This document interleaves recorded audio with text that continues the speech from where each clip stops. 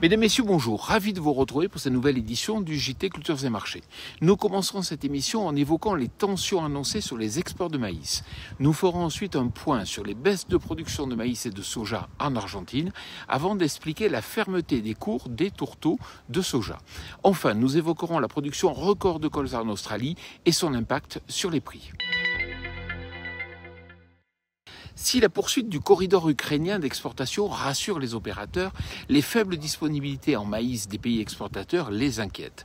En effet, les exports ukrainiens comme brésiliens vont devoir diminuer jusqu'à l'été et la baisse de la production argentine ne permettra pas d'alimenter le marché mondial. Seuls peut-être les États-Unis pourraient être au rendez-vous. La situation pourrait donc se tendre avec la reprise de l'économie chinoise. En Argentine, les prévisions la semaine dernière confirment les pertes de production de soja et de maïs du fait des conditions sèches de ces derniers mois. Il faut désormais compter avec une baisse de 7 millions de tonnes de maïs pour atteindre 40 millions de tonnes de production et de 8 millions de tonnes de soja pour cibler les 33 millions de tonnes. Les disponibilités seront donc réduites cette année dans ce pays exportateur et les réajustements à la baisse ne sont peut-être pas totalement encore terminés. La sécheresse de ces derniers mois en Amérique du Sud engendre aussi des tensions sur le marché du soja. Les pertes de production en Argentine et dans le sud du Brésil alimentent les inquiétudes des opérateurs mondiaux.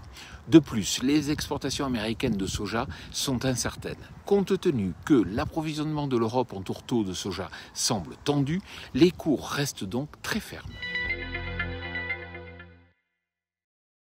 8,3 millions de tonnes, c'est la production australienne de colza qui est en forte hausse par rapport au précédent record de 6,8 millions de tonnes l'an passé. En effet, le phénomène climatique La Niña et les pluies importantes tout au long du développement du canola ont été favorables aux cultures.